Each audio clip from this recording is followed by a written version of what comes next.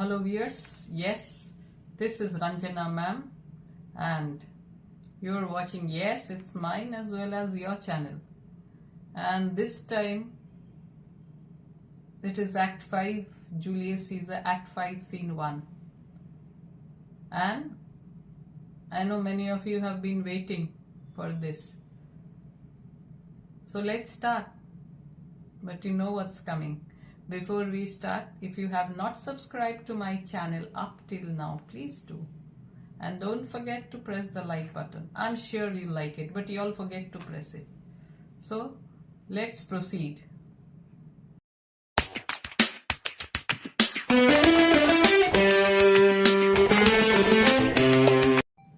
So, Act 5 is the scene where Act 5, Scene 1, the battle takes place. So remember, Brutus's army, they were supposed to march towards Philippi. So from Sardis they come marching towards Philippi. Why? Because it is Brutus's decision. Cassius had wanted that the army let the enemy come and attack us at Sardis. But no, Brutus every time overrules Cassius. So this time also. So now they have come, or they are reaching Philippi.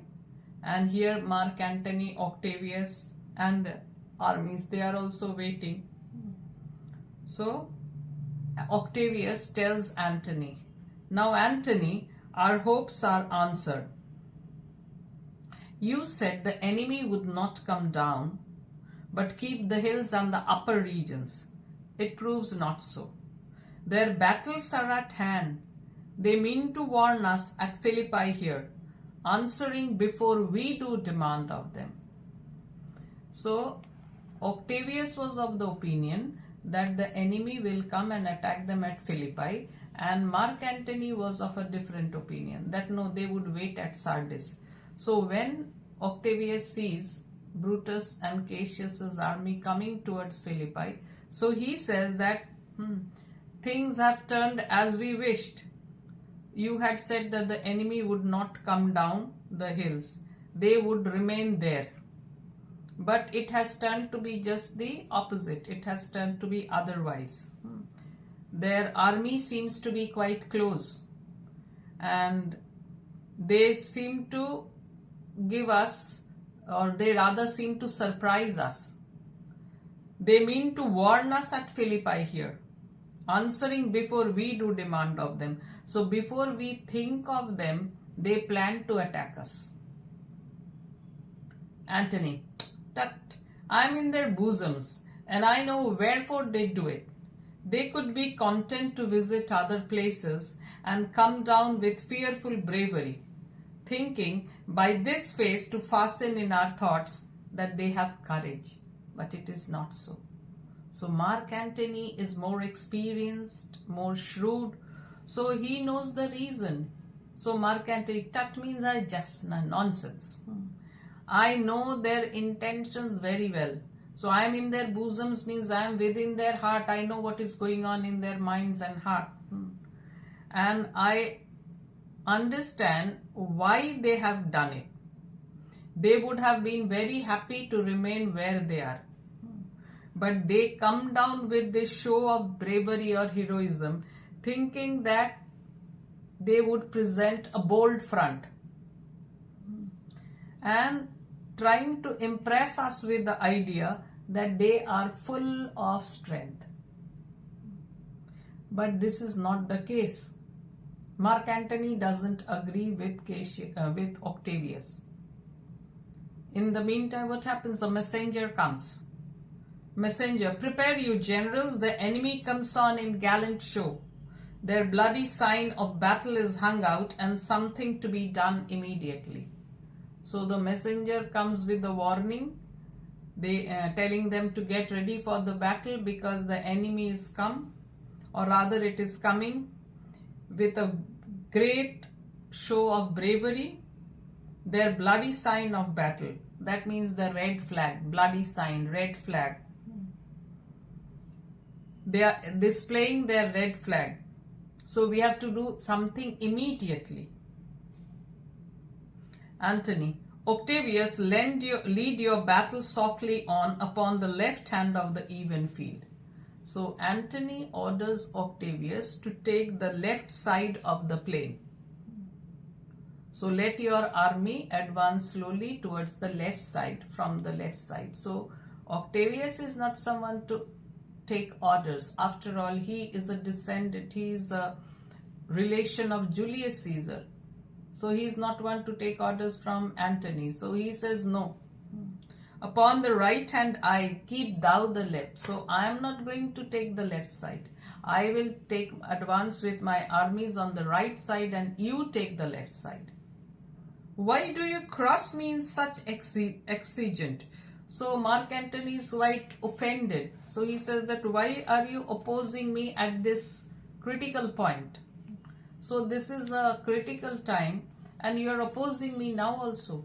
So what does Octavius say? I do not cross you. No, I am not opposing you. But I will do so. But I am advancing from the right side. Drum. So the sound of drum is heard. Enter Brutus, Cassius and their army. So the enemy army has also reached. Lucilius, Tritinius, Messala and others. So these all belong to Brutus and Cassius' side. Brutus, they stand and would have parley. So Brutus sees Mark Antony and Octavius standing. So he is of the opinion that these people might want to talk before the fight. Cassius, stand fast Tritinius, we must out and talk. So Cassius orders Tritinius that you remain here, let us go forward. That means he and Brutus, they are the two generals. So he wants that he should go along with Brutus and talk if the enemy wants. Octavius, Mark Antony, shall we give the sign of battle? So Octavius is asking Antony if they should give the signal or the sign for the battle to start. Antony, no Caesar, we will answer on their charge. Make forth. The generals would have some words. So Antony rules out the first attack. So he says, no Caesar, let us meet them and let them be the ones to attack first. Let us proceed, because it seems that the generals of the enemy generals, they want to have a talk with us. So Octavius orders his army, stir not until the signal. So he tells his army that don't move till we give the signal to fight.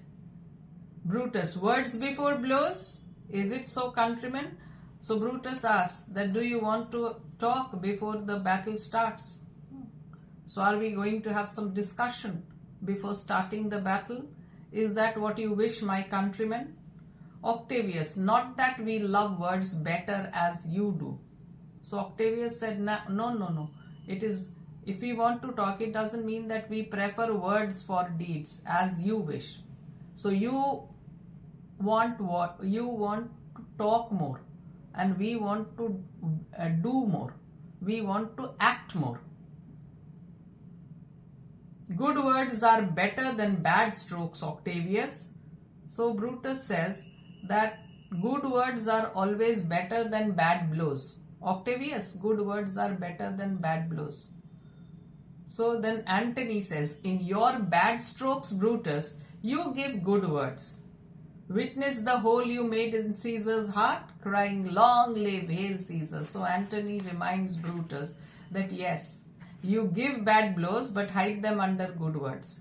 While you attacked Caesar, you cried, you spoke good words. You said, hail Caesar. That means long live Caesar, hail Caesar. You greeted Caesar. That means you are hypocritical. You do something and you say something else.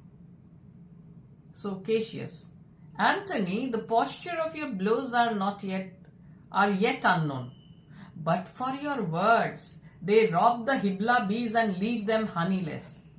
So Cassius is not someone to let Antony attack them with words and leave him just like that. So he says, Antony, we don't know how your actions will prove to be. We don't know how you will fight.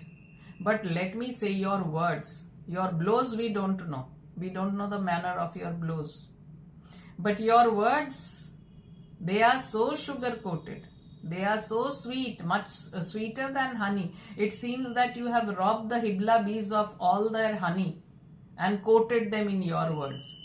So Hibla is a place in Sicily. Most probably the honeybees of there are known to be producing very sweet honey. That is why the reference has been brought. That your words, they rob the Hibla bees and leave them honeyless, as if you have stolen all the honey from the Hibla bees and have coated your words with it. Not stingless too. So no, it's not just very sweet. They are also full of sting. I have also robbed them of the sting. So they have become honeyless, they have become stingless also.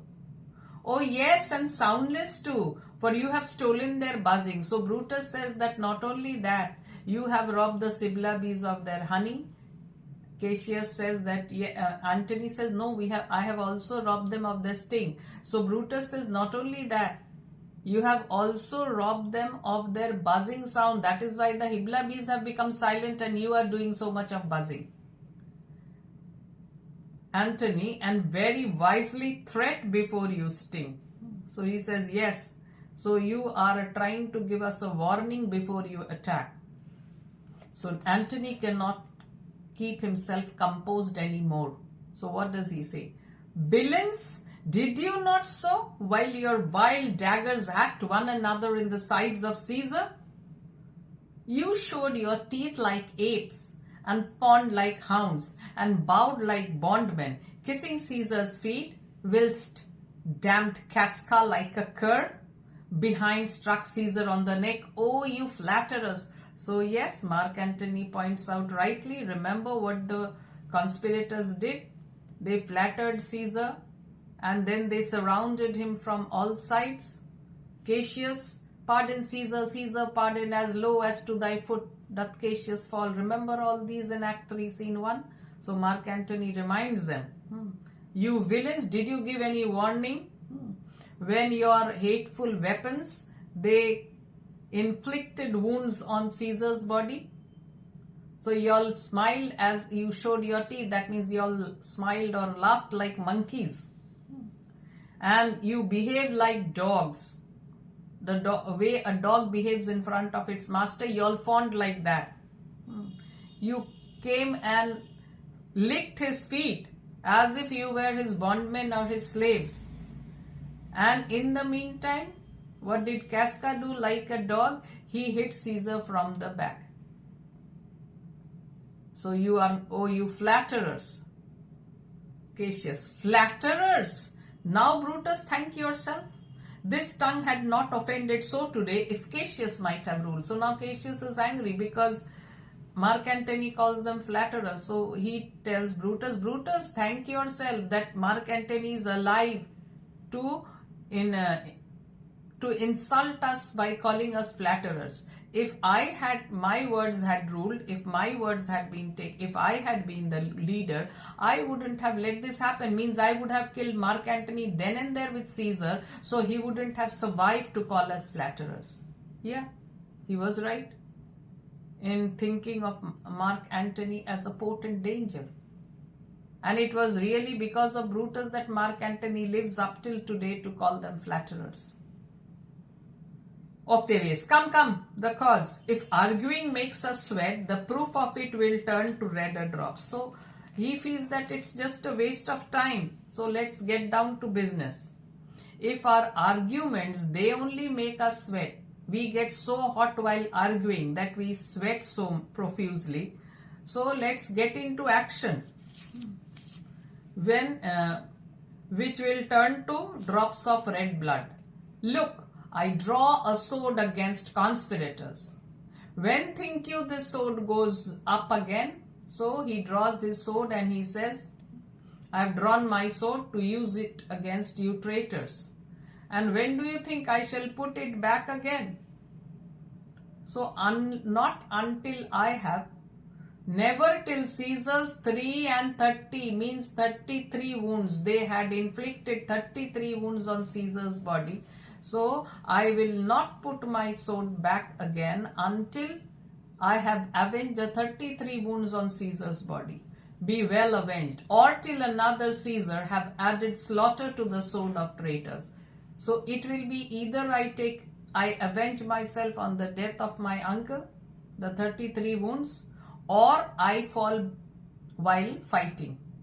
So either I die before fighting for the cause, fighting to take revenge for my uncle's death, or I get successful in my plans of revenge. Caesar, thou canst die by traitors' hands unless thou bringest them with thee. So Brutus doesn't accept the term traitors, which is being leveled on them by Octavius. So he says, Octavius, you cannot die at the hands of traitors, because we are not traitors. So if you die at our hands, you are not dying at the hands of traitors unless you bring traitors yourselves. So he is hinting to Mark Antony. Octavius, so I hope. I was not born to die on Brutus's sword. So Octavius still calls Brutus a traitor and says that yes, I just hope so that I don't have to die at the hands of the traitors, because I don't think I was born to die on Brutus's sword. Oh, if thou wert the noblest of thy strain, young man, thou couldn't die more honorable. So Brutus tells that, young man, even if you were the best of your family, then also it would have been an honor to die at the hands of Brutus. A peevish schoolboy, worthless of such honor, joined with a masker and a rebeller. So Cassius is directly attacking Octavius by calling him a bad-tempered. So a bad-tempered schoolboy, he is not worthy of the honor of being killed by Brutus. And he is joined by a masker and a rebeller. So he calls Antony a masker and a rebeller. That means one who is fond of this unruly life. So even Brutus had said that I don't have that merry-making spirit as Antony has. So this is what. And Cassius is a very serious person, just the opposite of Mark Antony. Old Cassius still, so you still have this bad-tempered tongue in you. This tongued words coming from you. That means you haven't changed. Octavius, come Antony away, defiant traitors hurl we in your teeth. If you dare fight today, come to the field. If not, when you have stomachs. So Octavius throws the challenge. He says that let's leave them and go away, Antony.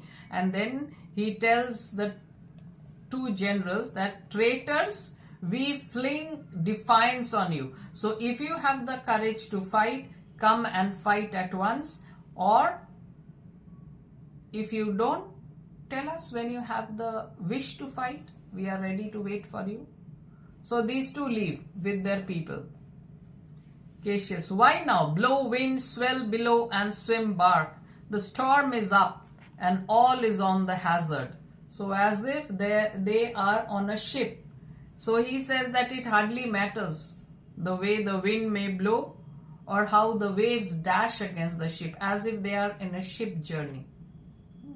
So it hardly matters which way or how the wind blows, how the waves they dash against the ship, so long as it is floating in the water. The storm is up and all is on the hazard. So yeah, the storm is already starting to rage and everything is, and all is on the hazard. So everything is at stake. The storm has already started raging and everything is at stake. Brutus, ho Lucilius, hark, a word with you. So Lucilius is one of their close friends. So Brutus wants to talk to Lucilius. Lucilius is more close to Brutus. So he wants, hark, listen, a word with you. So I want to have some talks with you. Lucilius standing forth, my lord. Brutus and Lucilius converse apart. So Brutus takes Lucilius to a side and they are talking. And while they are talking, what does Cassius say? Cassius calls Messala. What says my general? Cassius, Messala, This is my birthday, as this very day was Cassius born. Give me thy hand, Messala. Be thou my witness that against my will, as Pompey was, I am compelled to set upon one battle all our liberties. So Cassius has become a believer in fate. I think he's become fatalist. Most probably he has an inclination, or he has some premonition that they are not going to survive the battle. So there are all chances of death. So he'll explain why. Before fighting only, he has started having negative feelings. So he's telling Messala, Messala, today is my birthday. So it is the anniversary of that day when I was born. And now he shakes hands with Messala. And he says, be thou my witness. So you will be my witness that as in the case of Pompey, I am also unwillingly staking everything upon the result of one single battle. So as Pompey was, I am compelled to set upon one battle all our liberties. So I am staking my freedom, my fortunes and everything on this one battle. Which battle? This one. You know that I held Epicurus strong and his opinion. Now I change my mind. So he is reminding Messala that you are well aware that at one time I was a great follower of Epicurus. But now I change my mind and partly credit things that do presage. Epicurus, so he did not believe, the doctrine of Epicurus did not believe in these omens and portents. So Cassius was a firm believer in the doctrine of Epicurus, and neither did he believe in omens up till now, but suddenly he has started believing in omens, bad omens. So I change my mind and partly credit things that do presage. So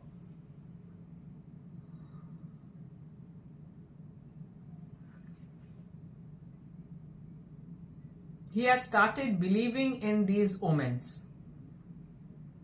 Coming from Sardis, so while marching from Sardis to Philippi, remember, he was quite reluctant to come to Philippi. It was Brutus who forced. So naturally he's not very happy with this. So he says, coming from Sardis, on our former ensign, 2 mighty eagles fell, and there they perched, gorging and feeding from our soldiers' hands. So he had noticed that while they were marching from Sardis, a couple, 2 big eagles, they had alighted on the banners or flags of the army, and they were seated there. And these 2 eagles, they also fed from the hands of the soldiers. But why is he so depressed today? Why is Cassius depressed today? Just see why. So they had followed, these 2 eagles had followed them to Philippi. But what happened this morning? This morning they fled away and gone. But today he notices that the 2 eagles, they have left them and gone in their own way. So this he considers to be a bad omen. Why? Because eagles were supposed to be good omens. But their deserting them makes Cassius feel that our good luck also has deserted us, abandoned us, along with the 2 eagles. This morning they fled away and gone, and in their steads do ravens, crows and kites fly over our heads and downward look on us, as we were sickly prey. So now he says that instead of those 2 eagles, which were good omens or signs of good omen, they were good omens, signs of something good to happen, but they have left us. And what do they see instead of those 2 eagles? Ravens, crows and kites, they are hovering above us. And these are supposed to be birds of bad omen. Raven especially. Raven is a big crow. Kites, they are all bad omens, birds of bad omen. So it's natural for Cassius to feel very alarmed. He feels that our good luck has deserted us and so it makes him feel that we are going to face our defeat in this battle. So before starting the battle only, he has these type of feelings. So these ravens, crows and kites, they look upon us as if we are their victims. They are as if waiting to devour on us. Their shadows seem a canopy most fatal, under which our army lies, ready to give up the ghost. So it appears that they are ready to feed on us. So we lie as if under a canopy.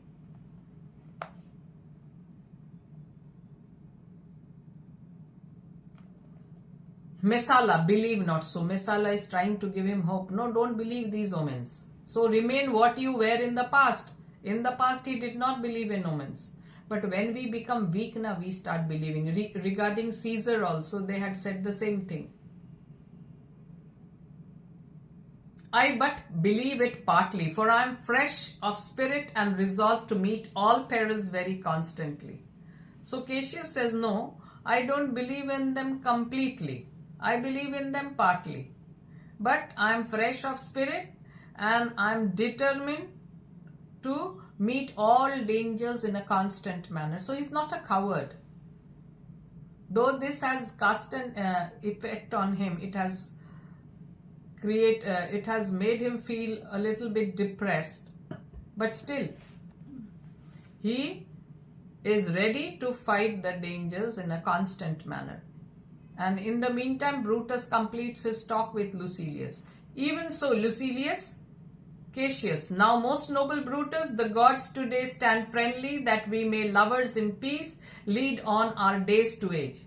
But since the affairs of men rest still uncertain, it should be uncertain, let's reason with the worst that may befall.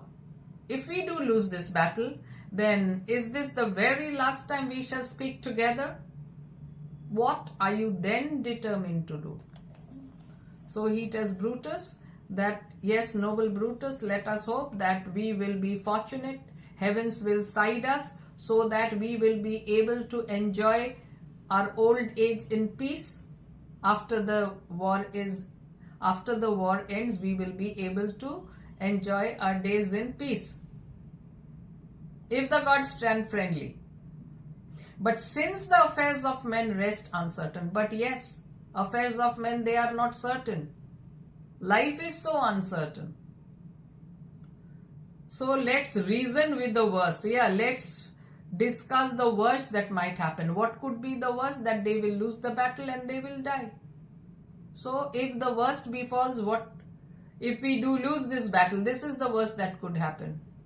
Then is this, so he's asking, is this the very last time we shall speak together? Is this our last conversation with each other? So then what do you plan to do? Even by the rule of that philosophy by which I did blame Cato for the death which he did give himself, I know not how, but I do find it cowardly and vile, for fear of what might fall, so to prevent the time of life, arming myself with patience to stay the providence of some high power that govern us below. So Cato is Porcia's father. He was a very famous and brave Roman general, but during the fight with Pompey, they were on Pompey's side, Brutus, Cassius, Cato, and on the other side was Julius Caesar. So when Cato realized that defeat was evident, it was unavoidable, so he did not want to get arrested, so he committed suicide. And Brutus did not really appreciate this. He doesn't like suicide. He is against suicide. So that is why he did not really, rather he condemned Cato for committing suicide. He had got arrested.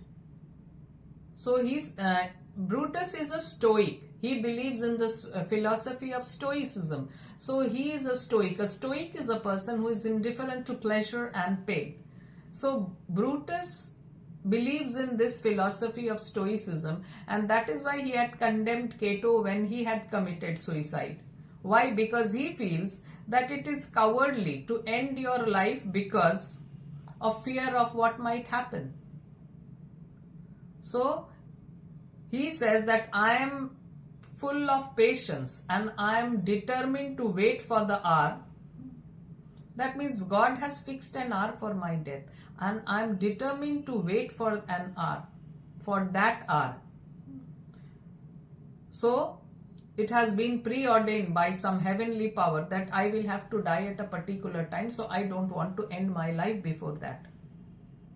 Cassius, then if we lose this battle, you are contented to be led in triumph through the streets of Rome. So Cassius says, if you don't want to commit suicide and let's suppose we lose the battle, so will you be satisfied if you are arrested and taken through the streets of Rome like a prisoner? Will you allow that? No, Cassius, no, think not, thou noble Roman, that ever Brutus will go bound to Rome. He bears too great a mind. So Brutus also negates this thought that no, Cassius, it is impossible, it is not possible that I will submit to that. Submit to what? Submit to my arrest, to my being taken as a prisoner. So for even one moment also, don't be under the impression that I will allow myself to be taken as a prisoner to Rome in chains. I have a mind too noble to suffer such insult. But this same day must end that work that the Ides of March began. But today, what had started on 15th of March or the Ides of March, that means what had started means Julius Caesar had been murdered on the 15th of March. So from then only the war had started. And today it is the end. Today will be the end of this. So we have to end what we had started. Either we lose or we win, but it has to end today. And whether we shall meet again, I know not. Yeah, life is so unpredictable, so I don't know whether we are going to meet again. If we win, we will meet. If we don't, or even if we win, there are chances one of us might not survive. So we don't know whether we are going to meet or not. Therefore, our everlasting farewell take. So let this be our everlasting farewell. Forever and forever farewell, Cassius. Cassius is a brother-in-law also and a good friend. So he bids farewell to Cassius. If we do meet again, why, we shall smile. If not, why, then this parting was well made. So if we meet, we will smile. That means if we meet means we will be meeting only if we are victorious. Only if we get victory in the battle will we meet. And then we will smile. And if we don't meet, let this be the best parting ever. Cassius, forever and forever farewell, Brutus. So Brutus, let me bid you farewell forever. If we do meet again, we'll smile indeed. If not, it's true, this parting was well made. So Cassius also agrees with whatever Brutus says, that yes, if we do meet, if it is possible that we meet again, then we will be all smiles. Why? That means we have won the war. Only if we win the war will we be meeting each other in smiles. And if not, this was a well-made parting. Brutus, why then? Laid on. Oh, that a man might know the end of these business ere it come. But it sufficeth that the day will end, and then the end is known. Come ho away. So then Brutus says that yes, let's lead our troops towards the battlefield. And then he laments that if only it was possible to see what future has in store for us. If only we could see the future beforehand. But that is not possible. If only we could see the outcome of the battle beforehand, but that is not possible. So let us be satisfied that the day must come to an end, and then we will get to know the result of the battle. So let us start. Let's get off. So scene 2 is a very short scene, the shortest scene. So I think that let me combine this also. Near Philippi, the field of battle. Alarm. Enter Brutus and Messala. So the battle has started and here the alarm has been heard. So two people enter, Brutus and Messala. Brutus, ride, Messala, ride and give these bills unto the legions on the other side. Let them set on at once, for I perceive but cold demeanor in Octavius's wing. And sudden push gives them the overthrow. Ride, Messala, let them all come down. So Brutus's side is at an advantage. So he wants to send news through Messala. Messala is the messenger through whom Brutus wants to send a message. So he is telling Messala, ride with all possible speed and carry these orders to the division of the other wing. Brutus is at one wing and the other wing is Cassius. So he is sending some news to Cassius. And then an alarm is heard. So he says, tell them to attack immediately. Tell them to attack at once. Why? Because Brutus has noticed that the army under Cassius, they are not eager for the battle. Under Octavius, the army under Octavius, they are quite reluctant to fight. So if we attack them unexpectedly from the other end, then maybe they will be forced to accept defeat. And so he tells Messala, ride as fast as possible and let the divisions or let the other part of the army come and attack at once. So this is where our act, which act is it? Act 5, scene 2 ends. So 2 scenes done, and yes, not much of, no, there are quite a few scenes left.